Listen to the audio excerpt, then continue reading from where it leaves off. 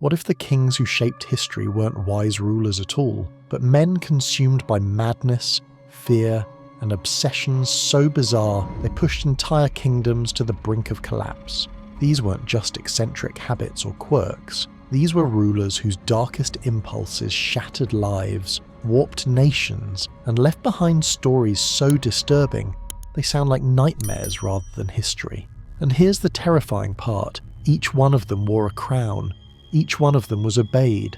Here are 3 kings whose habits were beyond insanity. By the end, you'll question whether power creates monsters or simply exposes the madness that was already there. Let's begin with a king whose paranoia and delusions became legend, a ruler so fragile in his own mind he believed a single touch could destroy him. Imagine waking up every morning convinced that your next breath might shatter you into 1,000 pieces. This was the daily reality for Charles VI of France, a man whose mind broke so completely that he spent 4 decades believing he was made of the most delicate glass. It was 1392, Charles was 24, leading his army through a forest when a leper grabbed his horse and began shrieking warnings about betrayal. For a man already stretched thin by paranoia and sleepless nights, it was this last thread that snapped. Charles drew his sword, but in his terror he couldn't tell friend from foe. His own knights suddenly looked like assassins in his fractured vision. 4 of his most precious men lost their lives that day, killed by the very king they served. When his guards finally wrestled him down, the forest fell silent except for Charles's horrified sobs. The guilt from this horrific incident nearly destroyed him for some time. When Charles finally emerged from months of catatonic depression, he brought with him a delusion that would define his life. I am made of the finest crystal. One wrong move, and I will shatter into 1,000 deadly pieces. This wasn't a metaphor. This was Charles living every moment in this belief that made him have bone-deep terror, feeling phantom brittleness in his bones, imaginary cracks spreading with each heartbeat. His tailors sewed iron rods into his clothing because their king commanded them to keep him from breaking apart. In summer heat, he wrapped himself in thick blankets, not for warmth, but protection against a world that seemed determined to destroy his fragile form. Watching him sit was heartbreaking. This was the same man who once charged into battle, now lowered himself into chairs with the agonizing precision of someone handling a priceless artifact. The entire French court reshaped itself around Charles's terror. Nobles moved like dancers, maintaining exact distances. Applause became whispers because Charles believed loud sounds could crack him like a struck wine glass. One of the most devastating moments came when Charles forgot who he was entirely. Servants would find him standing in corridors, staring at nothing. "Your Majesty, the English ambassadors are here," they say. Charles would turn with confused innocence. "Why would they want to see me?" "Because you're the King of France, sire." "Am I? When did that happen?" The most powerful man in Europe reduced to a stranger in his own life. While Charles drifted in delusion, France fractured around him. Rival factions, Burgundians and Armagnacs, battled for influence, using his broken mind as a puppet throne. The king who thought himself made of glass became the excuse for a nation tearing itself apart, his fragility mirrored in the kingdom itself. Charles's glass delusion wasn't unique, it became fashionable among medieval nobility. A German prince refused to sit for 6 months, convinced his buttocks were made of glass. A Spanish duchess lived in terror, believing she'd swallowed a glass harp that would shatter her from within. What do you think the medieval doctors advise a cure for this condition of delusion? More glass. They prescribed crystal goblets and glass jewellery, believing it would balance their patient's glass nature. It was like treating fear of heights by forcing someone to live on a mountaintop. Here's the extraordinary part. Despite believing he could explode at any moment, Charles ruled France for 42 years. Through wars and crises, the man who thought he was made of glass proved remarkably unbreakable. Charles VI shows us something profoundly human. Sometimes our greatest strengths emerge because of our vulnerabilities, not despite them. The Glass King reminds us that madness and sanity, weakness and strength, terror and courage often exist in the same human heart, creating lives far more complex and beautiful than any simple story could contain. But madness doesn't always hide in fragility. Some kings wore their insanity like a weapon. From France, we move to Denmark, where a monarch turned his court into a theatre of violence, humiliation, and chaos. If Charles VI lived in terror of breaking, Christian VII of Denmark seemed hell-bent on breaking everything else. This king transformed royal court life into a daily circus of brutality that left diplomats questioning reality itself.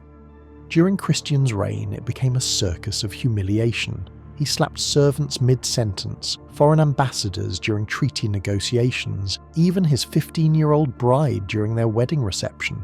At night, he stormed through corridors like a crown tornado, smashing priceless furniture and artwork. At dinners, he leapt onto tables, sending wine goblets flying into diplomats' laps, and his most trusted advisor, not a minister, but his dog, whom Christian demanded be consulted on state policy. To foreign envoys, Denmark felt less like a kingdom and more like a madhouse. How is that a king born with royal blood through his veins could divulge in such barbarian mannerisms? You'd want to think that he was born as one, but here's the saddest part. He was manufactured into a monster. His tutor had beaten the young prince so savagely that witnesses found him foaming at the mouth, convulsing on palace floors. The abuse shattered his developing mind so completely that by adulthood, Christian was a walking psychiatric catastrophe wearing a crown. His compulsions became legendary and disturbing. Christian couldn't control his sexual behaviour,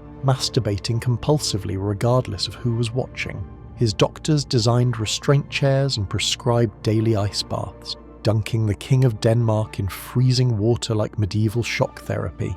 And his marriage to Caroline Matilda, it was doomed before it began. Christian declared loving one's wife was considered unfashionable and found joy in spending nights with Copenhagen prostitutes while his pregnant queen was left alone without her companion.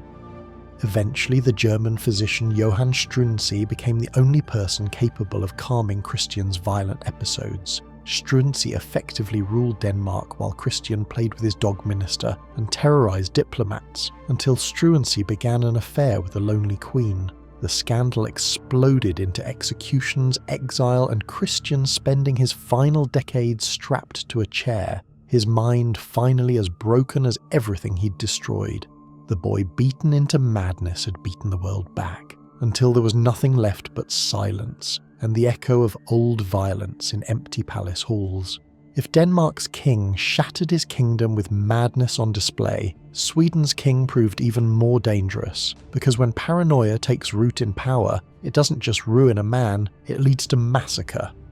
Eric XIV of Sweden started as Scandinavia's golden boy. Intelligent, charismatic, militarily gifted, he even spent years wooing Queen Elizabeth I with romantic letters and expensive gifts. When he inherited the Swedish throne in 1560, the future seemed limitless. Then paranoia devoured his mind whole. It began subtly, like poison seeping through his thoughts. Eric started seeing conspiracies everywhere, convinced the Swedish nobility was plotting his overthrow. His suspicions grew around the powerful Sture family, 5 brothers who held significant influence in the kingdom. In 1567, consumed by imaginary threats, Eric had them arrested for treason. But when he presented his evidence to the Riksdag, Sweden's parliament found nothing, no proof, no conspiracy, no wrongdoing. The Stures were innocent, and everyone knew it. This was the turning point of Eric XIV's mind and character. The King of Sweden stood before his assembled parliament while having a complete psychological breakdown, screamed about phantom plots, accused everyone of betrayal, cried and ranted like a man possessed. He then stormed out and went straight to the prison to the Sture brothers saying, "I've decided to pardon you." His voice trembling in anger, he says, "You are all free men." But in the moments that followed his next breath, paranoia seized him again. Eric XIV drew his dagger, screaming, "You'll never forgive this imprisonment. You'll spend your lives plotting revenge," and plunged the dagger straight into Niels Sture's heart. His guards, seeing their monarch commit murder, joined the slaughter. All 5 brothers died in that cell, butchered by their own king in a frenzy of fear and rage. The slaughter sent shockwaves across Europe. Here was a king who had butchered his nobles with his own hands, a ruler so consumed by suspicion that he'd destroyed the very men sworn to defend his crown. In foreign courts, whispers spread that Sweden was no longer ruled but possessed by madness itself. Eric XIV was no longer seen as a monarch, but a weak and cold warning of what unchecked paranoia could do to a throne. After the massacre, Eric fled the castle in complete panic. Then he ran into the forest and disappeared entirely. For days, search parties scoured Sweden looking for their missing king. They found him in a peasant village, dressed in stolen farmer's clothes, working in a field like a common labourer. He had completely forgotten he was royalty, his mind so fractured that the crown had simply fallen away from his consciousness. When they brought him back to Stockholm, Eric spent months catatonic, staring at walls in silence. When he recovered enough to resume duties, the paranoia returned with murderous intensity. In 1568, during a routine meeting about tax collection, Eric stabbed his secretary to death with a dinner knife. This was the final straw. His brother John and the surviving nobles staged a coup, deposing the mad king and locking him away. For 9 years, Eric lived in captivity, drifting between lucidity and madness. Sometimes he'd write poetry or discuss philosophy with startling brilliance. Other times, he'd spend weeks convinced he was still a peasant farmer, begging to return to the fields where his broken mind had found peace. In 1577, Eric died suddenly after eating pea soup, suspected arsenic poisoning, likely ordered by his brother John, who couldn't risk Eric recovering and reclaiming the throne. The man who once courted the Virgin Queen of England died alone in a prison cell, murdered by his own family, his mind shattered by the weight of absolute power and the unbearable guilt of innocent blood on his hands.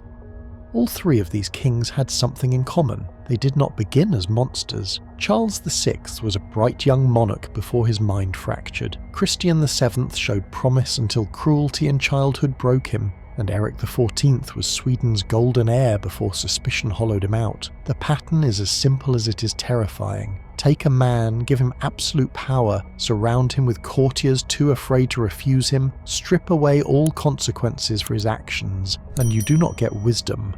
These were not just bad kings, they were warnings, reminders of what happens when human beings are lifted beyond all human limits. They possessed everything: wealth, armies, kingdoms, entire nations at their command. And yet, what did they do with it? They slaughtered loyal servants, humiliated their queens, and wandered into forest like peasants. What their stories show is that power does not ennoble, it exposes, and when the mask of ceremony and majesty was stripped away, what stood beneath these crowns were not gods, but fragile, broken men with unlimited means to indulge their own brokenness. Perhaps that is the truest lesson of all. The crown does not create madness, it simply gives madness a throne to rule from.